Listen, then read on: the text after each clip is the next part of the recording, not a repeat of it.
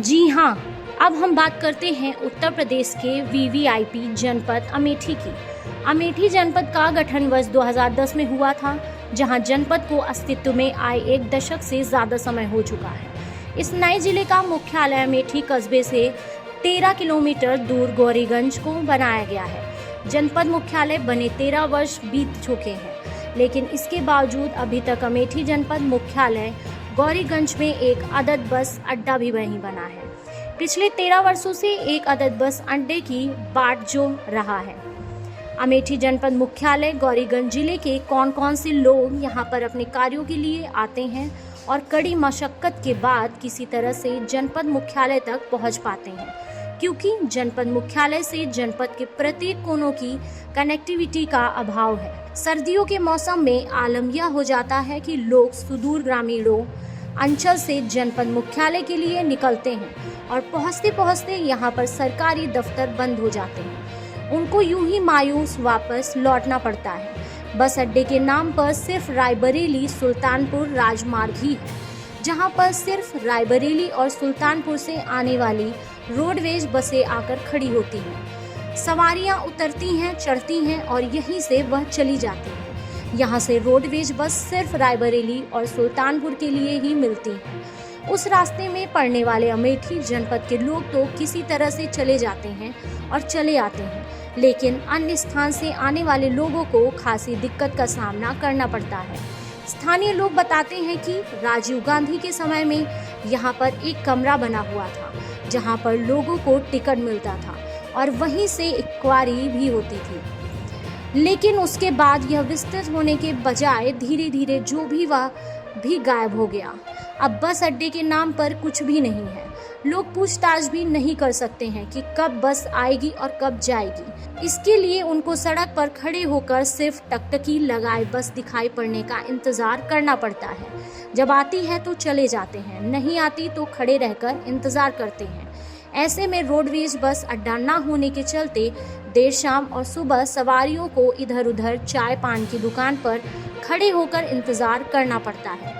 ऐसे में स्थानीय लोगों ने अमेठी सांसद व केंद्रीय मंत्री स्मृति ईरानी सहित उत्तर प्रदेश सरकार से गुहार लगाई है कि जनपद मुख्यालय गौरीगंज में बस अड्डे का निर्माण कराया जाए और जिले के प्रत्येक तहसीलों के लिए जनपद मुख्यालय से रोडवेज बसों को संचालित किया जाए, जिससे जनपद वासियों को आवागमन में सुविधा हो सके। क्या नाम है आपका, क्या करते हैं? हमारा नाम कृष्ण गोपाल है।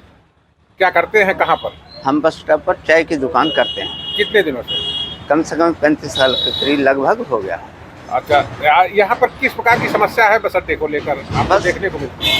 समस्याएं तो बहुत हैं, लोगों को आने जाने के लिए दिखते हैं। ये मुख्यालय बन गया है अमेठी ज़िले का, गौरीगंज मुख्यालय बना है, लेकिन जन सुविधाओं की बहुत कमी है। यहाँ पर ट्रेनों की कमी है, बसों की कमी है।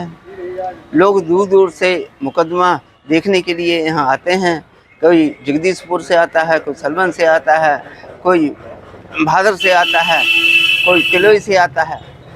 ये मुख्यालय है, मुख्यालय में लोगों आने जाने के लिए बहुत कमी है, सुविधाओं, जन सुविधाओं की। इसलिए यहाँ पर साधनों की जो हैं होना बहुत ज़रूरी है और चलाना बहुत ज़रूरी है। बस स्टॉप भी यहाँ पर कोई नहीं है।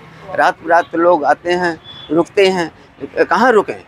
और जो भी यहाँ पर बस स्टॉप पर दुकानें बनी हुई हैं, उन्हीं का सहारा इनको सबको लेना पड़ता है। भैया, क्या नाम है आपका? शशिकांत तिवारी। तिवारी जी, बस अड्डा जनपद मुख्यालय में नहीं है, किस प्रकार की दिक्कतों का सामना करना पड़ता है और इसके लिए जो है सरकार से क्या कहना चाहते हैं?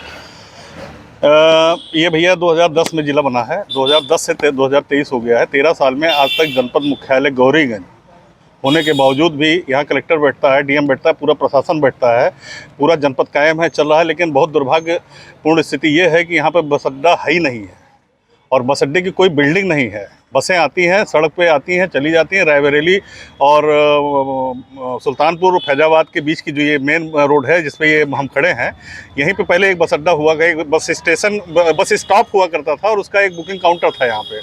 उतनी बिल्डिंग थी, वो भी नदारा थी, ये बगल उसका चबूतरा पड़ा हुआ है। और मुझे तो ये नहीं समझ में आ रहा है कि ये सरकार जो है, जो विकास का इतना बड़ा नारा देती है, और हमारी सांसद आदरणीय स्मृति ईरानी जी, जिनको जनता ने राहुल गांधी को हरा के जो है सांसद चुना, वो इस का संज्ञान क्यों नहीं ले रही है।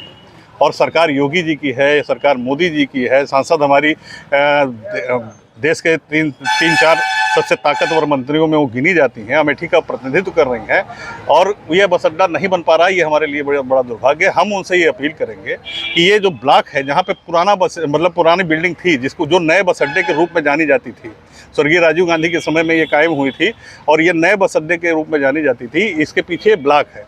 आज की डेट में ब्लॉक की बिल्डिंग बहुत पर्याप्त है, रेलवे स्टेशन बिल्कुल बगल है।